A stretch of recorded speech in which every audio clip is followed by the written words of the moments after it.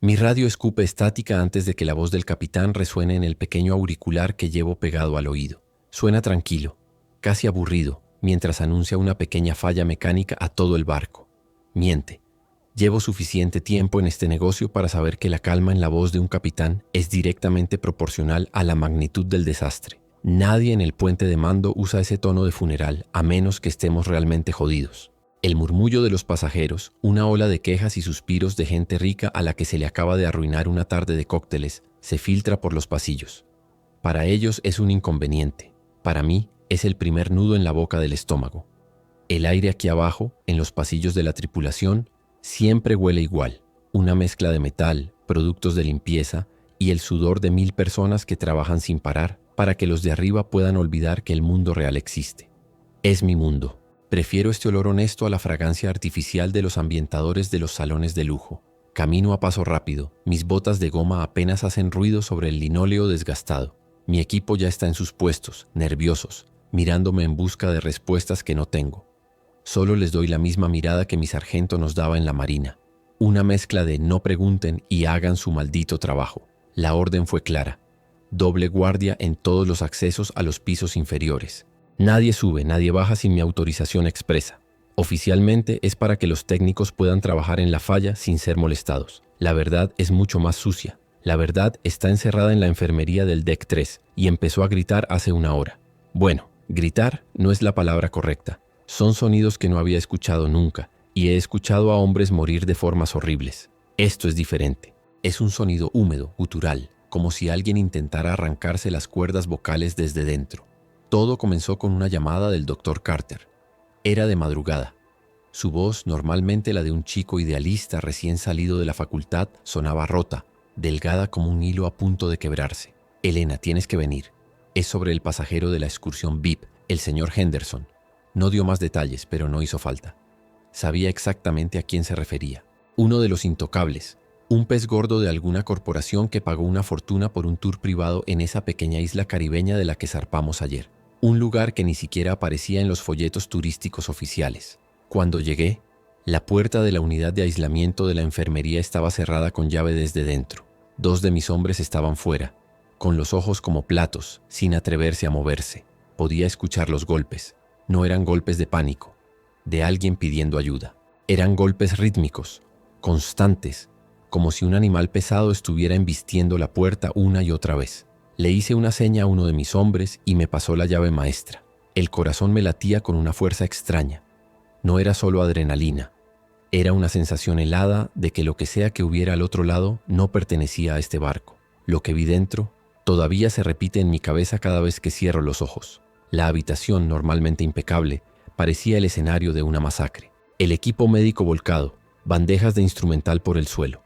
Una de las enfermeras, una chica filipina muy joven llamada María, estaba en un rincón temblando, con una mancha roja expandiéndose en su uniforme blanco.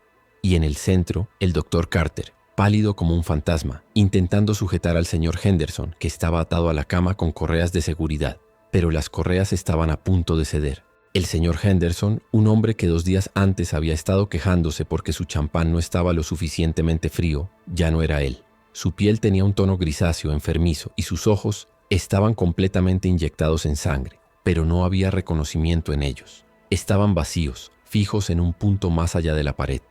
Y se movía, se retorcía con una fuerza que no era humana, una violencia que no correspondía a un hombre de 60 años con sobrepeso.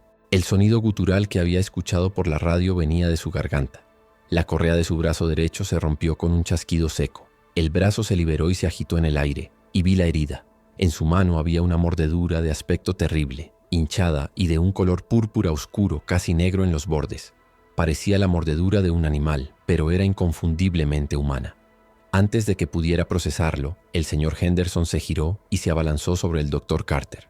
No fue un ataque, fue un acto de depredación, pura y simple. Mi entrenamiento se activó automáticamente. No pensé, solo actué. Me moví rápido interponiéndome entre ellos. Saqué mi bastón extensible, no el arma de fuego, porque mi instinto me decía que un disparo aquí abajo solo traería el pánico que el capitán tanto temía. Le grité a Henderson, usando su nombre, intentando llegar a la persona que se suponía que estaba ahí dentro. No hubo respuesta, solo ese gruñido y esos ojos vacíos que se clavaron en mí. Se abalanzó. Era increíblemente rápido para su estado. Esquivé el primer manotazo y el olor me golpeó como una pared. Un olor agrio, a carne echándose a perder, a enfermedad. No era el olor de un hospital, era el olor de una tumba. Le golpeé en la articulación del hombro con el bastón. Un golpe preciso que debería haber hecho que cualquier hombre normal gritara de dolor y se detuviera. Él ni siquiera parpadeó. Siguió avanzando con la boca abierta, de donde salía una saliva espesa y amarillenta. Mis hombres entraron justo entonces, alertados por el ruido de la lucha. Entre los tres conseguimos reducirlo, pero fue una batalla brutal. No parecía sentir el dolor. Le golpeábamos y seguía moviéndose con esa fuerza inhumana, intentando mordernos, arañarnos. Tuvimos que usar 3 juegos de esposas para asegurar sus brazos y piernas a la estructura de la cama y aún así seguía sacudiéndose violentamente. Nunca había visto nada igual, ni en combate, ni en ninguna parte. Cuando por fin estuvo inmovilizado, el silencio en la habitación era ensordecedor. Solo se oía el jadeo de mis hombres y los sollozos ahogados de la enfermera en el rincón. Me acerqué a ella. La mordedura en su brazo era idéntica a la que tenía Henderson, solo que más fresca. Sangraba profusamente. El doctor Carter, temblando, se apresuró a atenderla, pero su cara lo decía todo. Estaba aterrorizado. No tenía ni idea de a qué nos enfrentábamos. ¿Qué coño era eso?, me preguntó uno de mis hombres, un chico joven de Estonia llamado Alec. No supe qué responderle. Miré al señor Henderson atado a la cama, convulsionando, con la espuma saliéndole por la boca y esos ojos vacíos fijos en el techo. No era un hombre enfermo. Era algo más. Una cáscara. Una marioneta de carne movida por una furia ciega y primitiva. Una infección, pero de un tipo que desafiaba toda lógica médica. El capitán me llamó directamente a mi comunicador. Su voz seguía siendo un témpano de hielo. Informe, Rostova. Le conté lo que pasó, omitiendo los detalles más gráficos, pero dejando clara la violencia y la anormalidad de la situación. Silencio al otro lado de la línea. Podía casi oírle sopesando sus opciones, calculando el impacto en las acciones de la compañía. Aísle la enfermería. Nadie entra, nadie sale. El doctor Carter se queda dentro. Es una orden. Y Rostova, esto no ha ocurrido. La rabia me subió por la garganta, una bilis caliente y amarga. ¿Y la enfermera? Ha sido mordida. Otro silencio más largo esta vez. Es un riesgo inaceptable. Se queda dentro. Contenga la situación. Y cortó la comunicación. Así de simple. Una sentencia de muerte dictada por el bien de la imagen corporativa. María, la joven enfermera, ahora era un riesgo inaceptable. Parte del daño colateral que había que barrer debajo de la alfombra. Miré a Carter. Había escuchado la orden a través de mi comunicador. Su cara se descompuso. Pasó de la conmoción al pánico y luego a una especie de resignación desesperada. No pueden hacernos esto, susurró. Pero ambos sabíamos que sí podían. En medio del océano el capitán es la ley, y por encima de él está la corporación, una entidad sin rostro a la que no le importa nada más que sus beneficios. Nosotros éramos prescindibles. Salí de la enfermería y cerré la puerta con llave desde fuera, dejando a mis 2 hombres de guardia. Les di órdenes estrictas. Disparar a matar si esa cosa volvía a soltarse o si alguien intentaba salir. Sus caras me decían que entendían la gravedad de la situación. El miedo es un lenguaje universal y en ese pasillo estéril del Deck 3 todos lo hablábamos con fluidez. El sonido de los golpes rítmicos contra la puerta comenzó de nuevo casi de inmediato. Mientras me alejaba, el contraste me golpeó con la fuerza de un puñetazo. Aquí abajo, en los intestinos del barco, estábamos lidiando con un horror que no tenía nombre, encerrando a gente para que muriera en silencio. Y a pocos metros sobre nuestras cabezas, en los decks superiores, la música seguía sonando. La gente reía, bebía cócteles de colores y se quejaba del fallo mecánico que retrasaría su llegada a Miami por unas horas. Viven en un mundo diferente, un mundo falso que nosotros mantenemos en pie. Mi trabajo es proteger a los pasajeros. Esa es mi directiva principal. Pero ¿protegerlos de qué? ¿De la verdad? ¿De la realidad que se arrastra por las cubiertas inferiores de su paraíso flotante? El capitán cree que el pánico es el mayor enemigo. Yo empiezo a pensar que el verdadero enemigo es la ignorancia que él mismo está imponiendo. Una ignorancia que nos va a matar a todos. Pasé las siguientes horas coordinando a mi equipo, reforzando la seguridad en los puntos clave, intentando mantener una apariencia de normalidad que se sentía obscena. Cada vez que mi radio sonaba, mi corazón daba un vuelco, esperando la noticia de que otro pasajero de esa maldita excursión VIP había empezado a mostrar síntomas, porque sabía que Henderson no podía ser el único. Eran 12 en ese grupo, 12 bombas de relojería repartidas por las suites de lujo de este maldito barco. Y entonces ocurrió. Una llamada de seguridad desde el deck 12, el casino. Un pasajero estaba causando problemas. La descripción era vaga, pero la urgencia en la voz del guardia me puso en alerta máxima. Comportamiento errático, agresivo. No necesité más. Cogí a 2 de mis mejores hombres y subimos por los ascensores de servicio, evitando las zonas de pasajeros. El zumbido del ascensor era como una cuenta atrás. Al llegar al deck 12, el ambiente era surrealista. El sonido de las máquinas tragaperras, la música animada, el tintineo de los vasos. Y en medio de todo, cerca de una mesa de blackjack, un grupo de pasajeros mantenía la distancia de un hombre que estaba de rodillas en el suelo, temblando violentamente. Llevaba un smoking caro, ahora manchado de sudor. Era otro de los miembros de la excursión. Lo reconocí de la lista que me había dado Carter. La gente a su alrededor no parecía asustada, más bien curiosa, como si estuvieran viendo un espectáculo inesperado. Algunos incluso grababan con sus teléfonos. ¿Estará borracho?, escuché decir a una mujer con un collar de diamantes. El hombre en el suelo levantó la cabeza. Sus ojos eran idénticos a los de Henderson, rojos, vacíos, sin alma, y antes de que pudiéramos llegar hasta él, se lanzó sobre el croupier de la mesa de blackjack. El caos fue instantáneo. Los gritos ya no eran de curiosidad, sino de puro terror. La gente empezó a correr en todas direcciones, tropezando, empujándose. El sonido de las fichas del casino esparciéndose por el suelo se mezclaba con los alaridos. El hombre mordió al croupier en el cuello, con una ferocidad animal, arrancando un trozo de carne.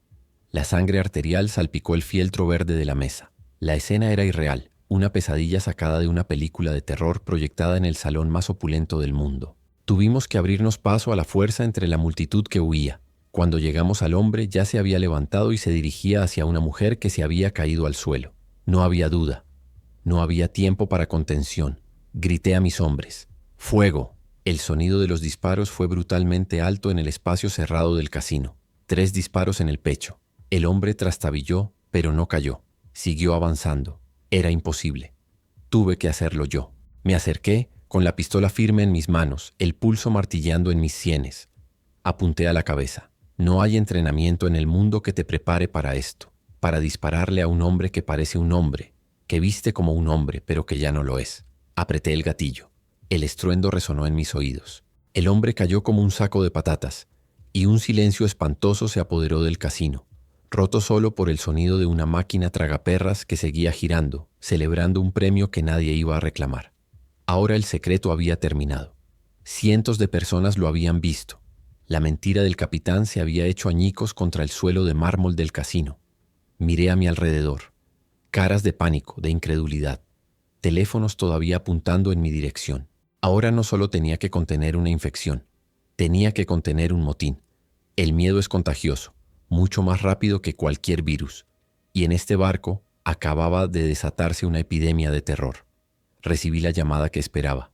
El capitán. Su voz ya no era tranquila. Era dura, cortante, llena de una furia helada. Rostova, a mi despacho. Ahora, sabía lo que venía. Iba a culparme a mí, por usar un arma de fuego, por crear pánico. Como si el pánico no hubiera empezado cuando uno de sus pasajeros VIP se comió la cara de un empleado delante de 200 personas. La hipocresía era tan espesa que casi podía saborearla. Caminé hacia el puente de mando, dejando a mis hombres asegurando la escena del casino. El barco ya no se sentía como un hotel de lujo. Se sentía como una trampa, una jaula de acero flotando en la inmensidad del océano, con miles de almas aterrorizadas y un puñado de monstruos a bordo. Y yo en medio con una pistola todavía caliente en la funda y la sangre de un hombre en mis manos. La verdad es que una parte de mí se sintió aliviada. El juego de las apariencias había terminado. La fachada se había derrumbado. Ahora todos sabían que estábamos en peligro. Ahora quizás dejarían de preocuparse por sus cócteles y empezarían a preocuparse por sobrevivir. Pero era un alivio amargo porque sabía que lo que venía ahora iba a ser mucho peor que el caos del casino. Iba a ser la guerra. Una guerra de clases, de miedo y de supervivencia. Y el campo de batalla era este ridículo palacio flotante. En la puerta del puente me detuve un segundo. Respiré hondo el aire acondicionado que de repente olía a miedo. Podía escuchar las voces apagadas desde dentro, gritos, discusiones. La crisis ya no estaba en la enfermería del deck 3. Estaba aquí, en el cerebro del barco, y estaba a punto de entrar en el ojo del huracán. Me ajusté el uniforme y abrí la puerta, lista para enfrentarme a la tormenta. Ya no se trataba de seguir órdenes. Se trataba de tomar el control. El puente de mando es un caos controlado. Oficiales que normalmente se pasean con una calma estudiada corren de una consola a otra. Las pantallas, que suelen mostrar tranquilas rutas de navegación, ahora parpadean con planos internos del barco, marcados con puntos rojos que se multiplican. El capitán está de espaldas a la puerta, mirando el vasto y oscuro océano a través del ventanal blindado, como si esperara que el mar se tragara nuestros problemas. Cuando se gira, su cara es una máscara de furia contenida. No me mira a mí, mira el emblema de la compañía naviera cosido en mi uniforme. Usted ha perdido el control de la situación, Rostova, dice, con la voz tan baja que es casi un silbido. Los demás oficiales en el puente fingen no escuchar, pero el silencio repentino es ensordecedor. Me señala con un dedo tembloroso. Su trabajo era la discreción, la contención, y en su lugar ha montado un maldito espectáculo de terror en mi casino. Ha abierto fuego en una zona de pasajeros.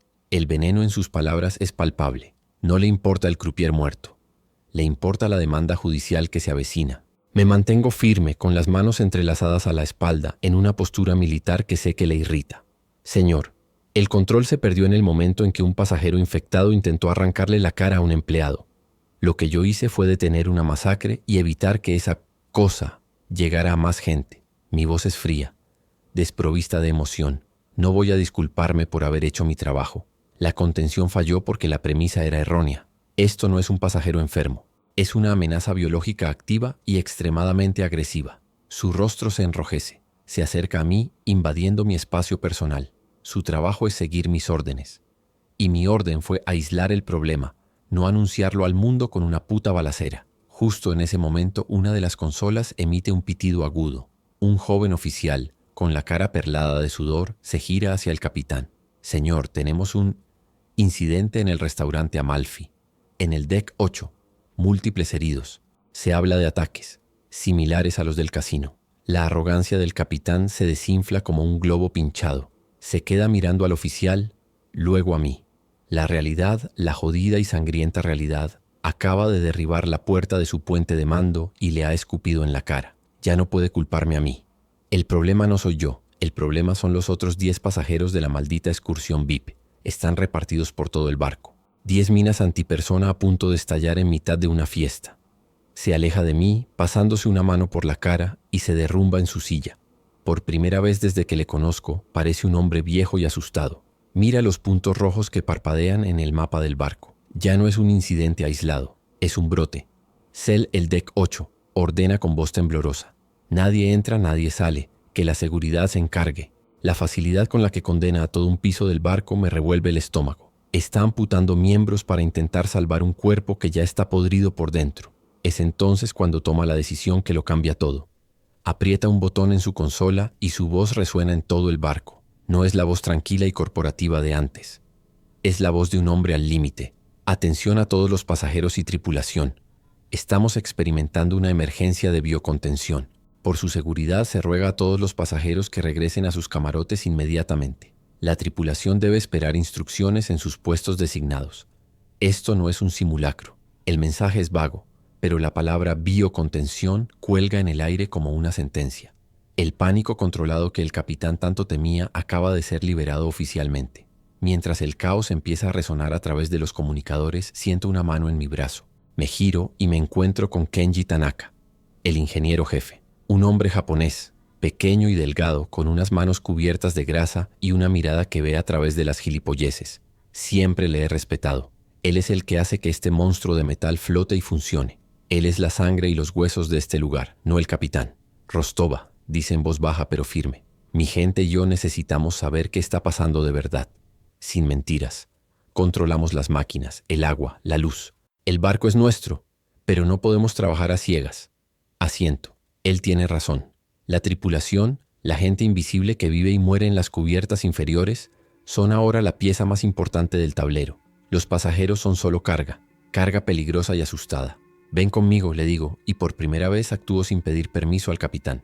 Salimos del puente dejándole en su silla, mirando fijamente sus pantallas parpadeantes mientras su mundo se desmorona. Siento que acabo de cruzar una línea invisible. Ya no trabajo para él, trabajo para la supervivencia. Llevo a Kenji a mi oficina, un pequeño cubículo sin ventanas en el deck 2. En la pared tengo un plano detallado de cada cubierta, cada pasillo de servicio, cada conducto de ventilación. Es el mapa del verdadero barco, no el que ven los turistas. Le explico todo, sin rodeos. La excursión Henderson, la mordedura, la velocidad de la infección. Su rostro no muestra sorpresa, solo una sombría confirmación. Lo sabía, dice. Mis hombres en la planta de tratamiento de aguas residuales encontraron cosas raras, tejido orgánico que no debería estar ahí. Lo reportamos, pero nos dijeron que eran problemas con los filtros. La negligencia es asombrosa. La corporación sabía que algo iba mal en esa isla. Enviaron a esos pasajeros VIP allí de todos modos, y cuando la mierda golpeó el ventilador, su primer instinto fue ocultarlo. Escupir mentiras sobre fallos mecánicos y filtros de agua. Y ahora, aquí estamos, atrapados en medio del puto océano con una plaga sacada del infierno porque a algún ejecutivo le preocupaba más una mala reseña en internet que la vida de sus empleados. La rabia vuelve a hervir dentro de mí, pero la aparto. La rabia es un lujo que no puedo permitirme ahora mismo. Necesitamos crear una zona segura, le digo, señalando los planos. Los decks superiores del 9 hacia arriba. Son más abiertos, más fáciles de vigilar. Movemos a todos los no infectados allí. Los pasajeros, la tripulación esencial. Y convertimos los decks inferiores en una zona de cuarentena. Sellamos cada escalera, cada ascensor. Los que ya están infectados y los que se conviertan se quedan abajo. Es un plan brutal, despiadado, pero es el único que se me ocurre que nos da una oportunidad. Kenji estudia el plano en silencio durante un minuto que se me hace eterno. Traza una línea con su dedo calloso. Podemos hacerlo, dice finalmente. Podemos cortar la energía de los ascensores de abajo, redirigir la ventilación, sellar las compuertas de presión desde la sala de máquinas. Pero necesitaré a toda mi gente, y ellos solo me seguirán a mí, no al capitán, ni a ti con todo el respeto. Necesitan saber que estamos luchando por ellos, no para proteger a los ricos de arriba. Acaba de definir las líneas de batalla. Esto ya no es pasajeros contra tripulación, es supervivientes contra infectados. Y dentro de los supervivientes, dos clases sociales que desconfían la una de la otra. Nuestra conversación se ve interrumpida por un golpe insistente en la puerta de mi oficina. Uno de mis guardias asoma la cabeza, con la cara pálida. Jefa, tiene que ver esto. En la entrada del atrio principal, un grupo de pasajeros de primera clase están exigiendo respuestas. La palabra que usa es exigiendo, no pidiendo. Ya empieza. La arrogancia, el sentimiento de tener derecho a todo, incluso en mitad del apocalipsis. Les digo a Kenji y al guardia que vengan conmigo. La escena en el atrio del Deck 5 es de un surrealismo grotesco. Es un espacio abierto de varios pisos de altura, con ascensores de cristal y una escultura de acero brillante que cuelga del techo.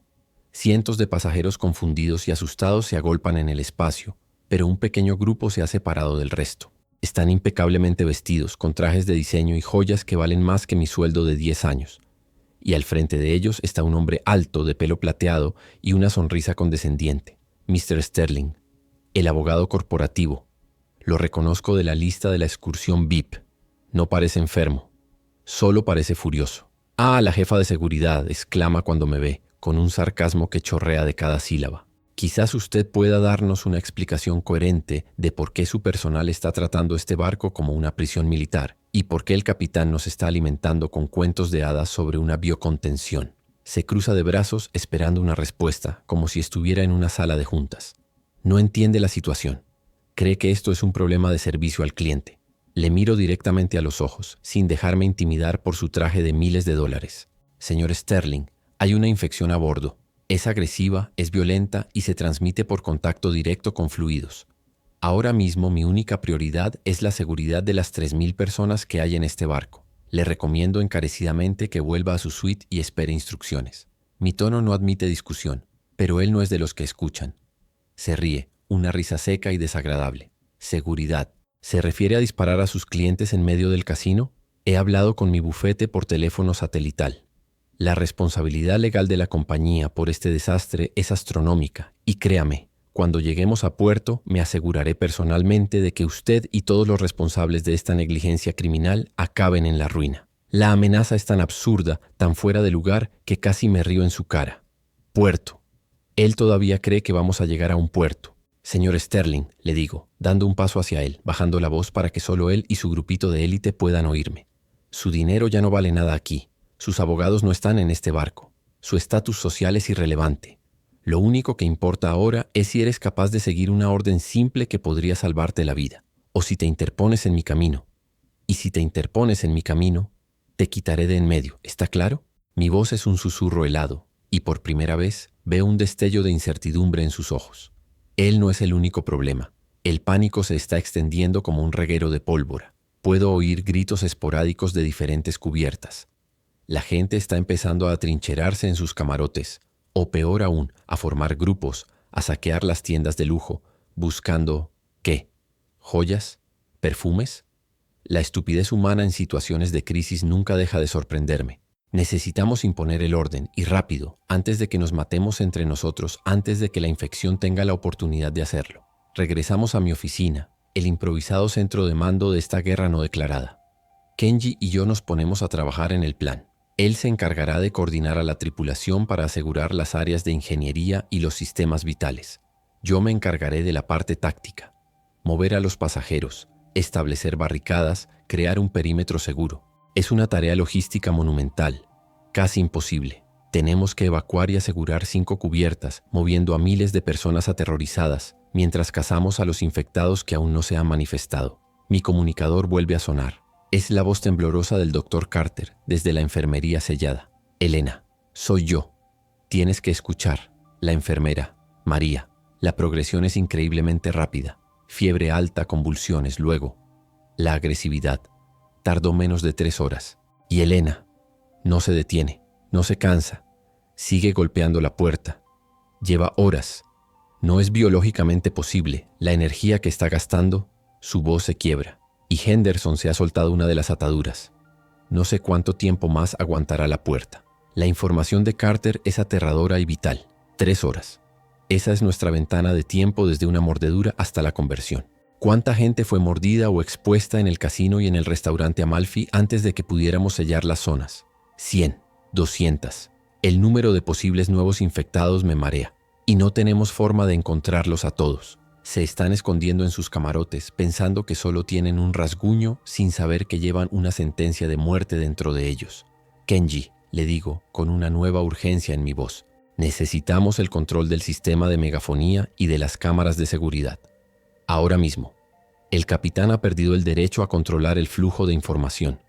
Necesitamos hablarle a la gente, a toda la gente, darles órdenes claras, una única voz. Él asiente entendiendo perfectamente lo que estoy pidiendo. Es un motín. Estamos dando un golpe de estado en mitad del océano. Pero la alternativa es el caos y la aniquilación total. Él sale para reunir a su equipo. Yo me quedo sola con los planos, que ahora parecen un mapa de una batalla perdida. Empiezo a trazar las rutas de evacuación, los puntos de control. ¿Dónde podemos encontrar armas? Hay una pequeña armería a bordo para el equipo de seguridad, pero solo tenemos armas cortas, tasers y algunos rifles de gas lacrimógeno. No estamos equipados para una guerra contra un enemigo que no siente el dolor y que solo se detiene con un disparo en la cabeza. La ironía de la situación es casi cómica. Estoy en un barco de $1.000 millones, un monumento a la opulencia y el exceso, y nuestros recursos más valiosos ahora mismo son rollos de alambre de espino, puertas de acero y la cantidad de munición que tengo en un casillero cerrado. El champán de reserva que tienen en las bodegas podría llenar una piscina olímpica, pero nos estamos quedando sin antibióticos básicos y vendas. Este lugar fue diseñado para el placer, no para la supervivencia. Es una jaula dorada, y las rejas se están estrechando. Decido que mi primer movimiento tiene que ser asegurar la armería y luego intentar llegar al Dr. Carter. Él es el único con conocimientos médicos que entiende la amenaza. Sacarlo de esa trampa mortal en el deck 3 es crucial, pero para llegar hasta él tengo que atravesar varias cubiertas que ahora mismo son territorio desconocido. Es una misión de rescate en mi propio lugar de trabajo. Mientras planifico la ruta, un nuevo sonido empieza a filtrarse a través del casco del barco. No es el zumbido constante de los motores. Es un ruido esporádico, sordo, un golpe. Luego otro, desde una dirección diferente, y otro. Son golpes contra las paredes, contra las puertas de los camarotes, desde las cubiertas inferiores. El virus se está despertando. Los recién convertidos están empezando a moverse. El barco ya no es una máquina silenciosa y elegante. Se está convirtiendo en un tambor gigante, y los muertos están marcando el ritmo. Un ritmo lento, pesado, que promete violencia. Me doy cuenta de que ya no estoy luchando para salvar el barco. El barco ya está perdido. Estoy luchando para salvar a las personas que quedan dentro. Y somos cada vez menos. Un pensamiento helado se abre paso en mi mente. La excursión VIP. Tenían la lista. Mr. Sterling. Lo confronté, me acerqué a él. ¿Y si él es uno de ellos? ¿Y si no se ha manifestado todavía? ¿Y si acabo de dejar que una de las bombas de relojería entre en el centro neurálgico de los pasajeros de primera clase? El sudor frío me recorre la espalda. He estado tan concentrada en las amenazas obvias que he podido pasar por alto la más peligrosa de todas. Cojo mi radio y llamo a 2 de mis guardias. Encuentren a Mr. Sterling, les ordeno. No lo pierdan de vista. No se le acerquen, solo infórmenme de su ubicación y de con quién está. Háganlo discretamente. La paranoia empieza a instalarse, una compañera tan peligrosa como el propio virus. ¿En quién puedo confiar? ¿Cuántos de los que corren por los pasillos, con sus caras de miedo, ya están sentenciados y no lo saben? Miro el plano de nuevo. Las líneas que he dibujado ya no parecen un plan, parecen las costuras de un ataúd. Nuestro ataúd. Y el océano espera pacientemente afuera, un cementerio sin fin, indiferente a la pequeña y desesperada batalla por la humanidad que estamos librando dentro de esta tumba de acero flotante. La calma profesional que he mantenido hasta ahora empieza a resquebrajarse, dejando al descubierto el miedo puro y visceral que hay debajo. Por primera vez en muchos años no tengo ni idea de lo que va a pasar a continuación, y eso es lo que más me aterra. Kenji regresa antes de que mi propia paranoia termine de consumirme. Su rostro está cubierto de una fina capa de hollín y sus ojos están cansados, pero hay una determinación en ellos que me tranquiliza. Hecho, dice sin aliento. La sala de máquinas es nuestra. Mis hombres han desconectado el puente de mando del control de las comunicaciones internas. El capitán puede gritarle al océano todo lo que quiera, nadie le oirá. El sistema de megafonía es tuyo. Me tiende un pesado micrófono de metal. Es frío y sólido en mi mano. Se siente como el arma más poderosa del barco. Por un momento dudo. Sostengo el poder de hablarle a 3000 almas aterrorizadas. Una palabra equivocada, un titubeo en mi voz, y el pánico se convertirá en un tsunami que nos ahogará a todos. Miro a Kenji. Él simplemente asiente, una silenciosa transferencia de confianza.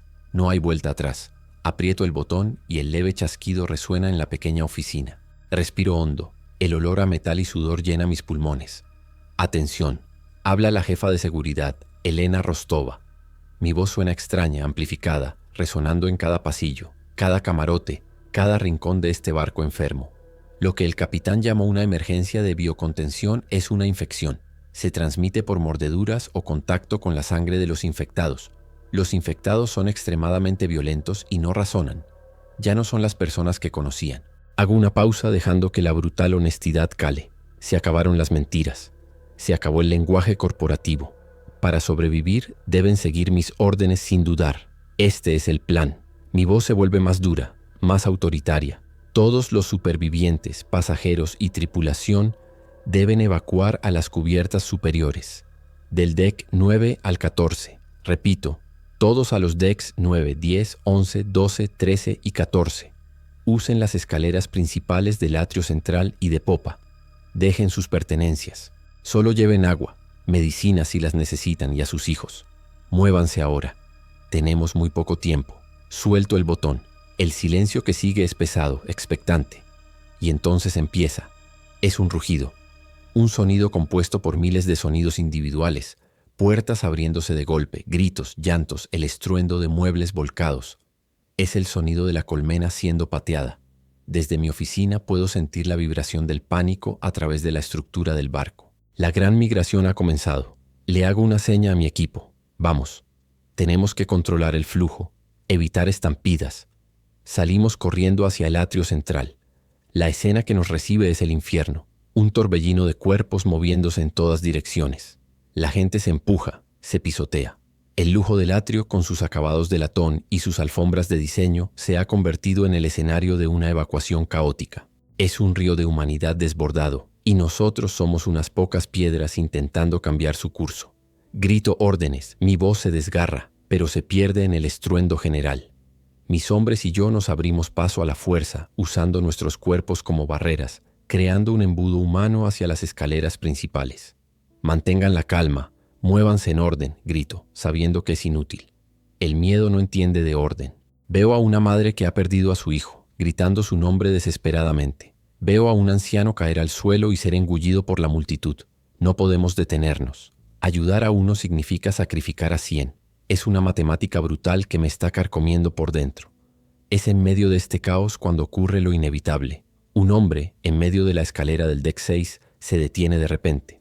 Empieza a convulsionar, sus miembros se sacuden de forma antinatural. La gente a su alrededor retrocede, creando un pequeño círculo de vacío en la masa humana. Su cabeza se echa hacia atrás y un grito ahogado, gutural, sale de su garganta.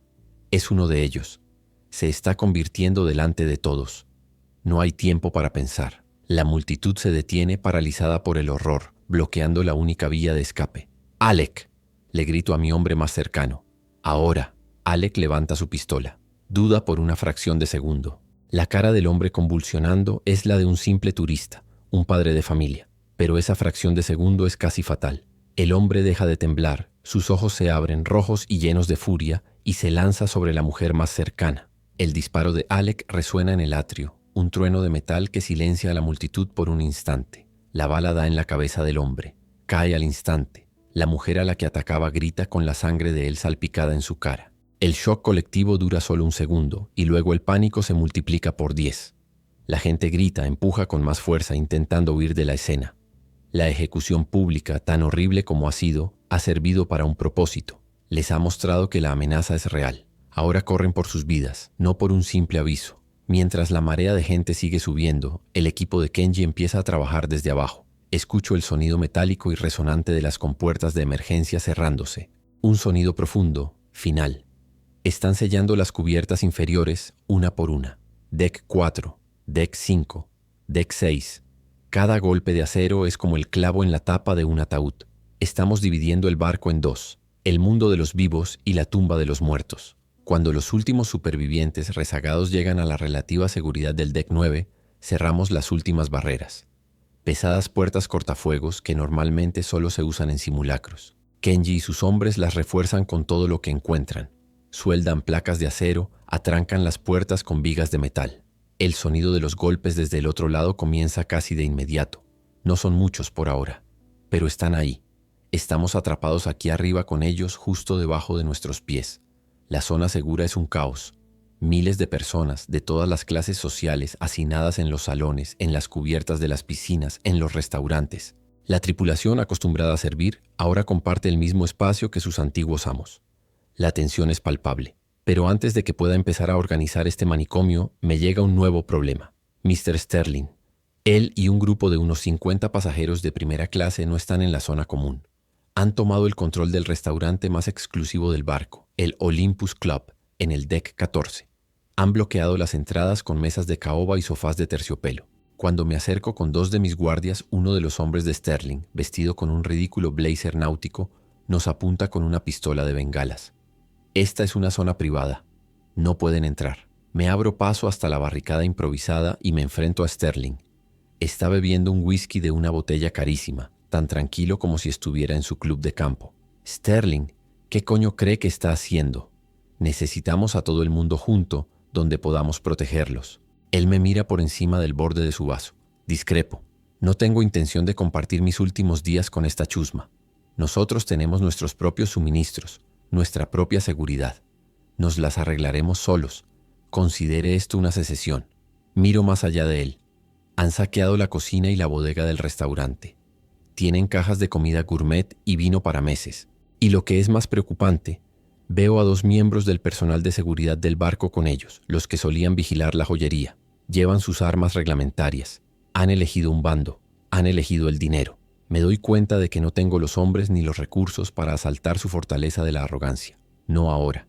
Está cometiendo un grave error, le digo, con la voz cargada de una amenaza que no sé si puedo cumplir. Él solo sonríe y se encoge de hombros. Tengo que dejarlo. Es un cáncer que tendré que extirpar más tarde. Mi prioridad ahora es la misión que he estado posponiendo. Rescatar al Dr. Carter. Está atrapado en el Deck 3, en el corazón del territorio enemigo. Es el único que puede ayudarnos a entender esta plaga, quizás incluso a encontrar una forma de combatirla. Dejarlo allí abajo no es una opción. Reúno a un pequeño equipo de voluntarios. Alec, mi hombre de confianza. 2 ingenieros de Kenji, duros como el acero que conocen cada tubería y conducto de ese barco. Y una joven sobrecargo llamada Sofía, que insiste en venir porque su hermano, también miembro de la tripulación, estaba en el Deck 4 cuando lo sellaron. Nos equipamos en la armería. No hay mucho. Pistolas, unos pocos cargadores extra, pero Kenji nos trae regalos de la sala de máquinas. Pesadas llaves inglesas, barras de acero afiladas en un extremo, un soplete de acetileno. Nos convertimos en una extraña mezcla de equipos SWAT y chatarreros. Nuestras armas son improvisadas. Nuestra misión es suicida y nuestra única ventaja es que conocemos el terreno mejor que el enemigo. El descenso es como entrar en otro mundo. Kenji nos abre una escotilla de mantenimiento en el deck 9, una que lleva a una escalera de servicio vertical que recorre toda la espina dorsal del barco. En cuanto la compuerta se cierra sobre nosotros, el sonido del pánico de los supervivientes desaparece. Es reemplazado por un silencio antinatural, profundo. La energía en estas cubiertas está cortada. La única luz es la de nuestras linternas, sus haces cortando la oscuridad como cuchillos. El aire es diferente aquí abajo. Está estancado, pesado y tiene un olor metálico, como a sangre vieja. A cada paso que damos hacia abajo por la escalera de metal, la tensión aumenta. Cada crujido del metal bajo nuestras botas suena como un disparo en la quietud. Nos comunicamos por señas, sin atrevernos a romper el silencio. El miedo es una presencia física, una capa de sudor frío en mi piel, un nudo en mi estómago. Cuando llegamos al nivel del deck 3, nos detenemos. Escuchamos.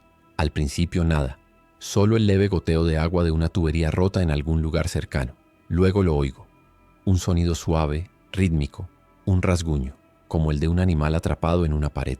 Viene del pasillo principal. Le hago una seña a mi equipo para que se prepare. Desenfundo mi pistola. El clic del seguro al quitarse suena como una explosión. Nos movemos lentamente por el pasillo de servicio, una procesión de fantasmas iluminada por linternas. El pasillo que lleva a la enfermería está oscuro como la boca de un lobo. El haz de mi linterna barre las paredes. Manchas oscuras y pegajosas cubren la alfombra. Una puerta de camarote está entreabierta, con marcas de arañazos en la madera. La sensación de que nos observan es abrumadora. Cada sombra parece moverse. Cada rincón parece ocultar una amenaza. Finalmente, llegamos al corredor de la enfermería y nos congelamos. La puerta de la unidad de aislamiento está abollada hacia afuera, como si algo muy pesado la hubiera embestido desde dentro repetidamente. El metal está deformado y una de las bisagras está a punto de ceder. Pero no es eso lo que nos hiela la sangre. Es el silencio. El golpeteo que Carter había descrito, el que mis hombres habían escuchado, se ha detenido. Un silencio pesado y expectante se ha apoderado del lugar. Es el silencio de un depredador que espera, que sabe que estás ahí. Miro a Alec. Sus ojos reflejan el haz de mi linterna, abiertos de par en par. La puerta está a punto de caer. Y no tenemos ni idea de lo que nos espera al otro lado. ¿Están Carter y la enfermera vivos? ¿O se han unido a esas cosas? Me acerco a la puerta con la pistola en alto, pegando la oreja al metal frío. No escucho nada, ni un gemido, ni una respiración, ni un golpe. Nada. Y eso es infinitamente más aterrador que cualquier ruido.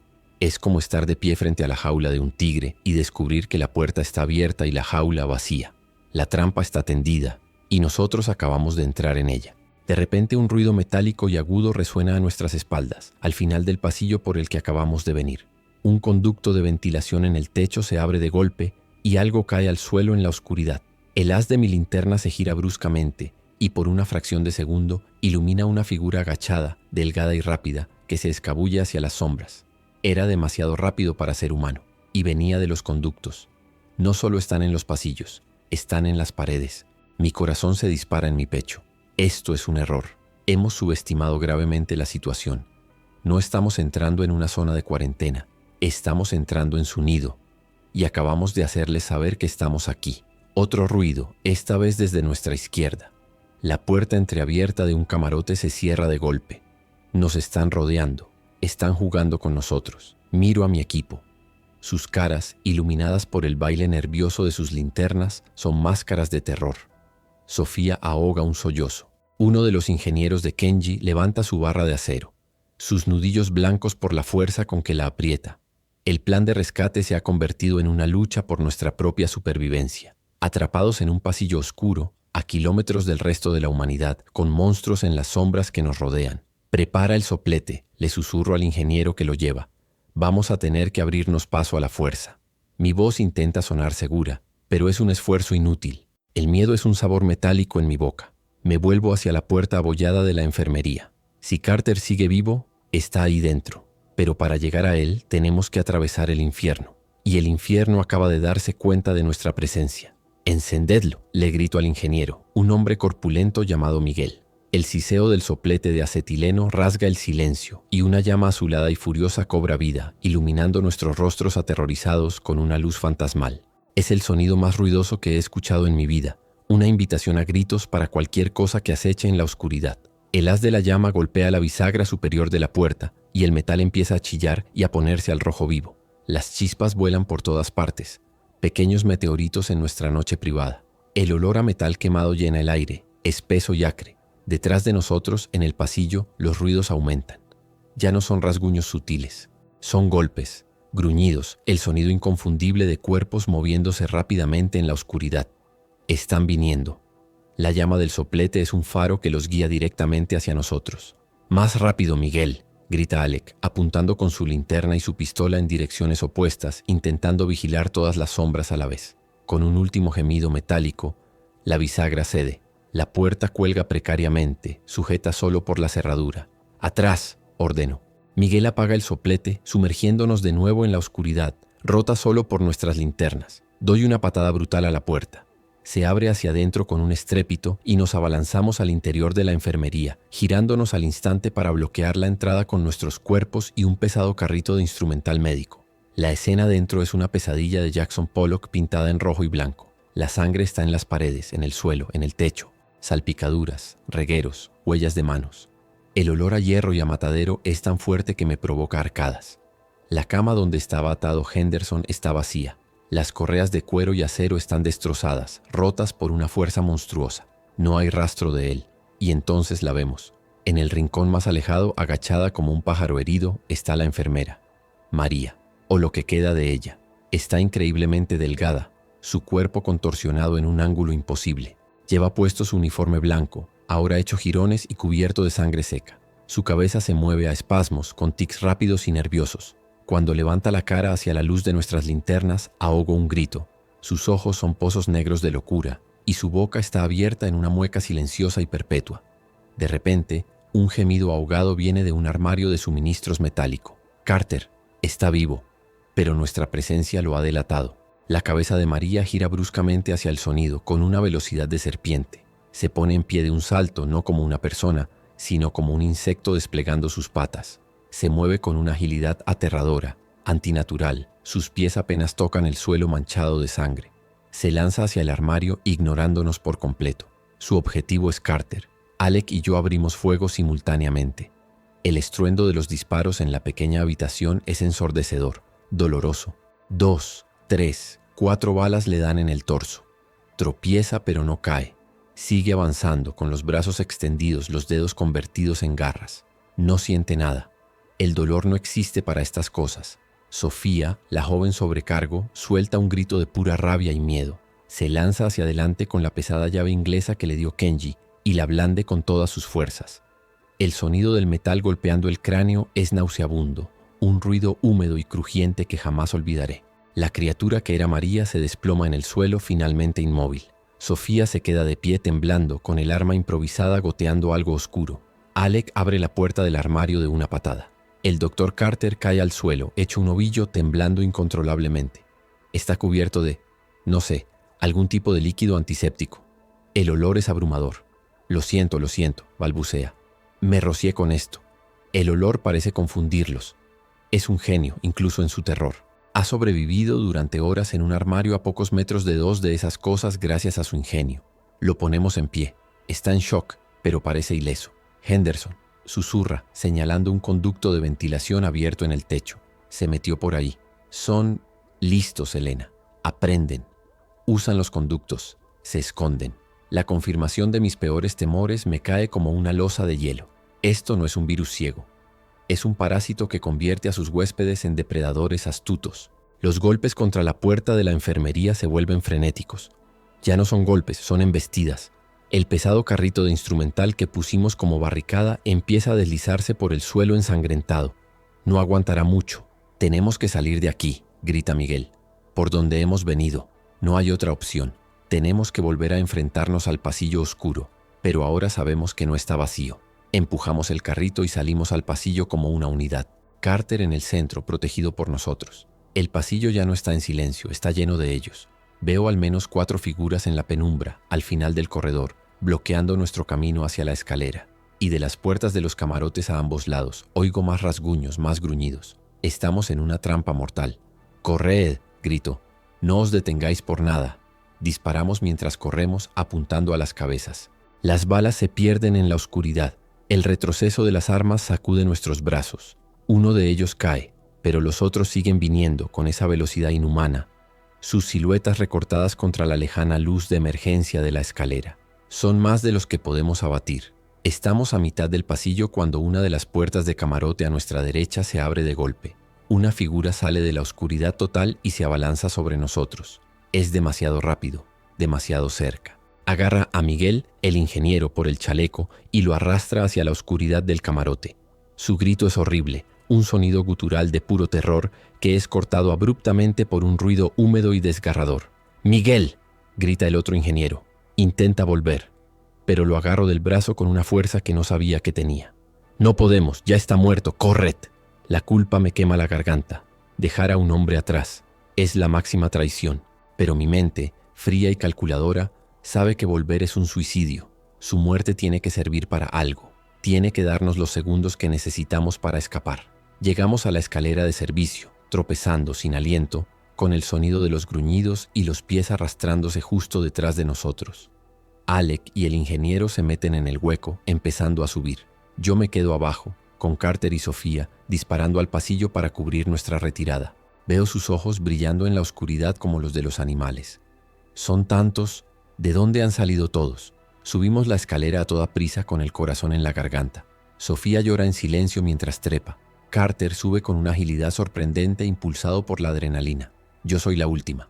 Cuando llego a la escotilla del deck 9, la empujo para cerrarla, pero algo la bloquea. Una mano gris y huesuda se ha colado por el hueco y araña el aire frenéticamente. Con un grito de asco y esfuerzo, pongo todo mi peso sobre la escotilla. Oigo un crujido de huesos y la mano se retira. Cierro la pesada compuerta de acero y giro la rueda de seguridad hasta que ya no puedo más. El sonido de los golpes frenéticos desde el otro lado del metal resuena en el pequeño espacio. Estamos a salvo, por ahora. Nos derrumbamos en el suelo del pasillo del deck 9, jadeando, cubiertos de sudor, sangre y el hedor de la muerte. Hemos perdido a un hombre, pero hemos rescatado a Carter. No sé si ha sido una victoria o una derrota. El contraste al volver a la zona segura es brutal. El sonido de miles de personas asustadas, ya no es el pánico agudo de la evacuación, es un murmullo bajo, constante, de miedo, ira y desesperación. La gente se ha agrupado por familias, por nacionalidades, se miran unos a otros con desconfianza. La fina capa de civilización se está desgastando, revelando el tribalismo que hay debajo. Kenji nos encuentra cerca de la barricada. Su rostro se ensombrece cuando cuenta nuestras cabezas y ve que falta uno. No pregunta, lo sabe. La situación aquí arriba se está deteriorando, me informa en voz baja. Sterling y su gente han intentado tomar el control de la planta de desalinización del deck 12. Mis hombres los detuvieron, pero hubo una pelea. Hay heridos. La gente está empezando a formar bandos, Elena. Y la comida y el agua no durarán para siempre. Llevamos a Carter a una de las suites médicas de la zona de spa que hemos convertido en una enfermería improvisada. Está temblando, pero su mente de científico ya está trabajando, procesando el horror que ha presenciado. Mientras una de las pocas enfermeras que logró subir le da un sedante, él me agarra del brazo. Sus ojos están claros, llenos de una terrible lucidez. Escúchame, Elena. No es solo el sonido, es la frecuencia. Me inclino para escuchar su voz ronca. Estuve horas en ese armario, escuchando. No reaccionan a los gritos, a los golpes. Reaccionan a los sonidos electrónicos, el pitido de los monitores médicos, el zumbido de las luces de emergencia, el chasquido de tu radio. Se me hiela la sangre. ¿Qué estás diciendo, Ben? Tu sistema de megafonía, susurra, y el terror en su voz es absoluto. Esa voz tuya resonando por todo el barco. No era solo una guía para nosotros, era un faro para ellos. Les has estado diciendo exactamente dónde estamos. El sonido viaja por la estructura metálica del barco. Están subiendo. Golpean los techos justo debajo de nosotros. Están buscando la fuente del sonido. Están buscándote a ti. Me quedo paralizada. La revelación es un puñetazo en el estómago que me deja sin aire. Mi gran plan, mi única voz de autoridad, la herramienta que usé para salvar a miles de personas, para crear esta frágil zona segura, ha sido un puto señuelo. Una campana que llama a los lobos a la puerta del corral. No hemos creado una fortaleza, hemos creado una trampa. y yo misma he pintado la diana en nuestra espalda. Salgo de la suite médica, con las palabras de Carter resonando en mi cabeza. Camino hasta el borde del atrio interior. Miro hacia abajo a los cientos de personas acampadas en el suelo del salón principal. Sus caras vueltas hacia mí, buscando respuestas, buscando un líder. Y por primera vez me siento como una completa impostora. Siento el peso de sus vidas sobre mis hombros y acabo de darme cuenta de que las he guiado a una muerte segura. El leve zumbido eléctrico de las luces del atrio, que antes era reconfortante, ahora suena como una sentencia de muerte. Cada aparato electrónico, cada radio, cada luz es una llamada en la oscuridad. Y justo debajo de nuestros pies, en el silencio de las cubiertas muertas, sé que están escuchando, se están reuniendo y están subiendo. Miro a Kenji, que se ha acercado a mí. Él también lo ve en mi cara. ¿Qué pasa?, pregunta. No sé cómo decírselo. ¿Cómo le dices a la gente que su única esperanza, su única líder, es también la razón por la que están condenados? Que cada orden que di para protegerlos solo los ha acercado más a la boca del lobo. De repente, un sonido metálico y rítmico empieza a resonar desde abajo. No son los golpes frenéticos y caóticos de antes. Es un sonido diferente, sincronizado, metódico. Viene de los conductos de ventilación que recorren todo el barco. Es el sonido de algo o alguien golpeando las paredes de metal desde dentro. Y se está acercando. No están atacando las barricadas, las están eludiendo. Están usando las venas y arterias del barco para llegar hasta nosotros. Las palabras de Carter vuelven a mí. Aprenden. Y en ese momento lo entiendo.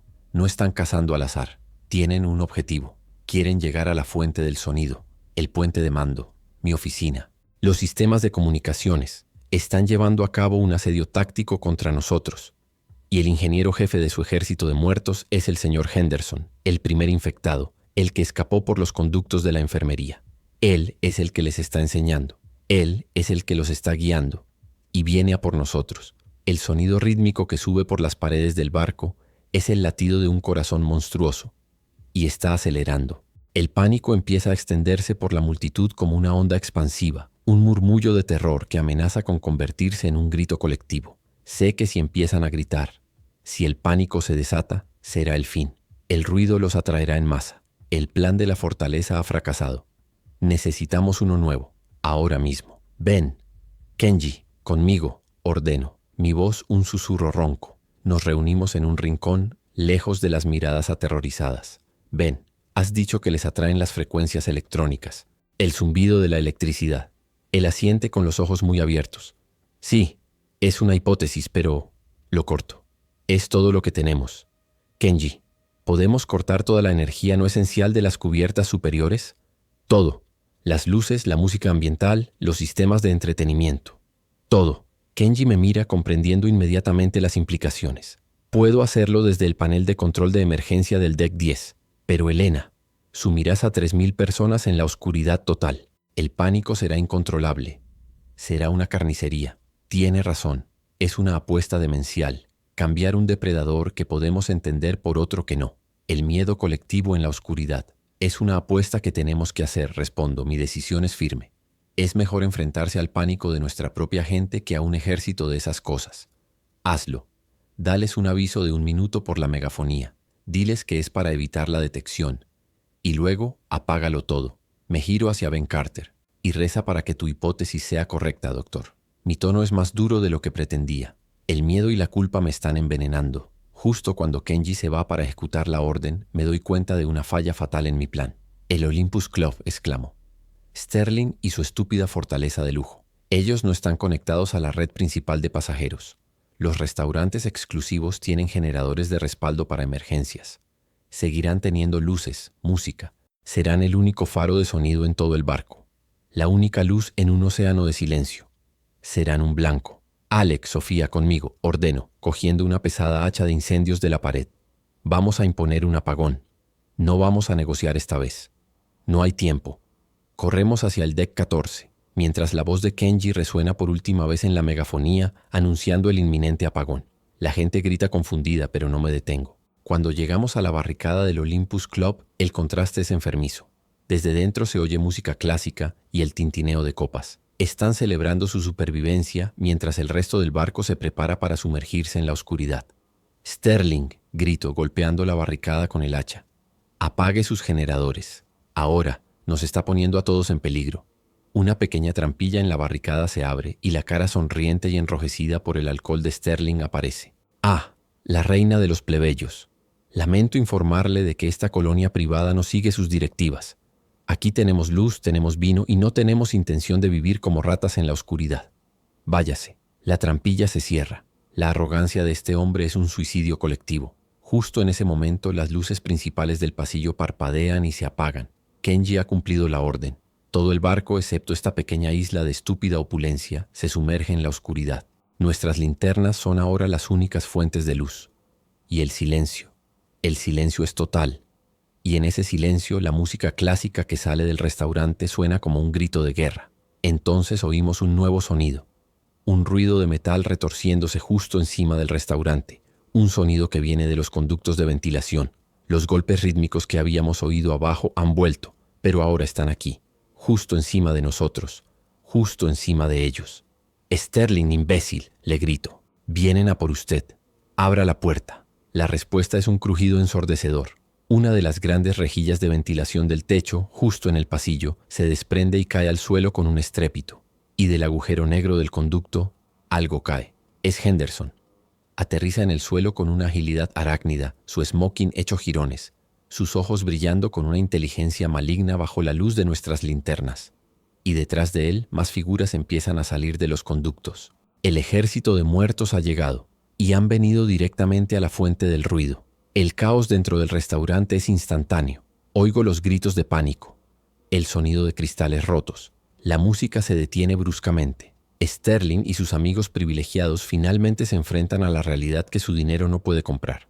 La barricada se agita desde dentro, la gente intenta escapar, pero es demasiado tarde. Las criaturas que salieron al pasillo ignoran nuestra presencia silenciosa y oscura y se lanzan contra las ventanas de cristal del restaurante, rompiéndolas, trepando por encima una marea de cuerpos hambrientos atraídos por el epicentro del ruido y el pánico. Damos un paso atrás, observando la masacre con un horror paralizante. Es una carnicería. Los gritos son breves, ahogados por sonidos de desgarro y alimentación. En menos de un minuto, el silencio vuelve. Un silencio mucho más profundo y terrible que el del apagón.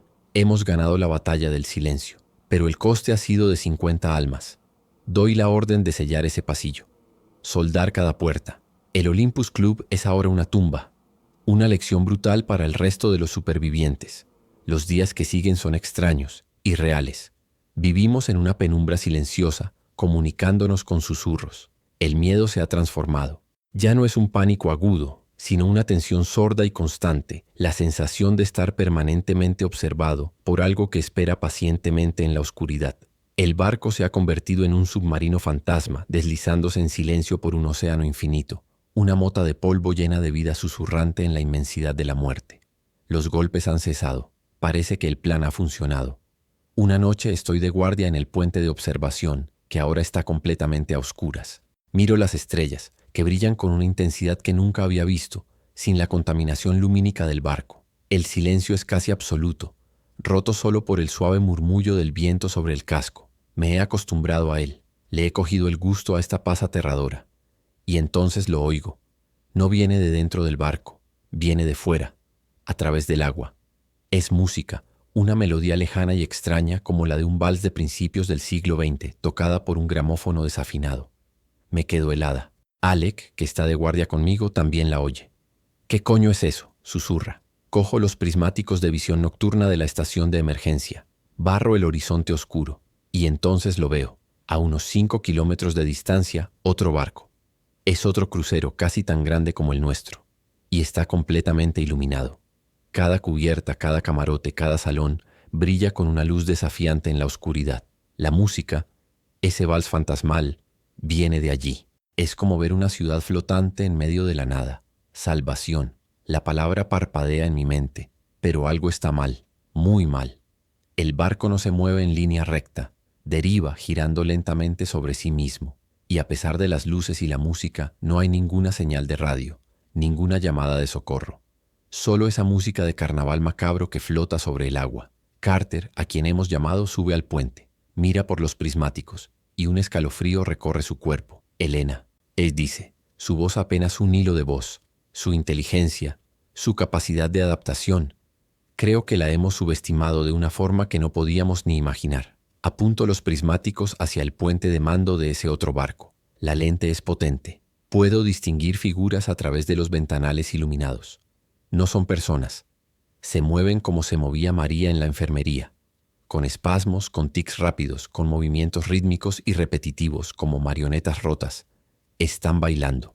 Todos ellos, bailando lentamente al son del vals. Y entonces, como si sintiera nuestra mirada, una de las figuras del puente de mando se gira. Levanta un brazo no como un saludo, sino como una orden.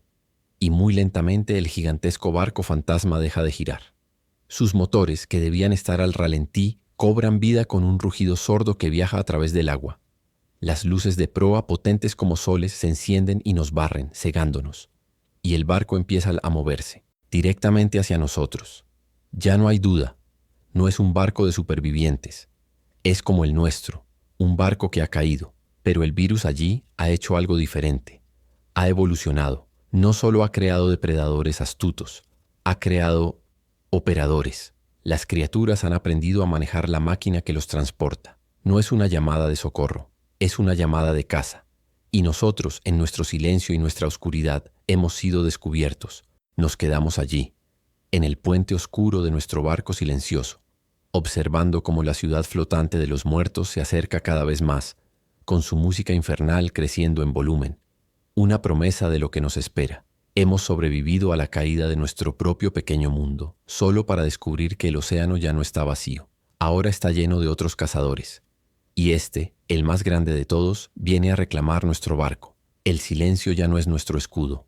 Es la prueba de que estamos aquí, vivos, una isla de carne caliente en un océano de muerte fría e inteligente. Y la música se acerca.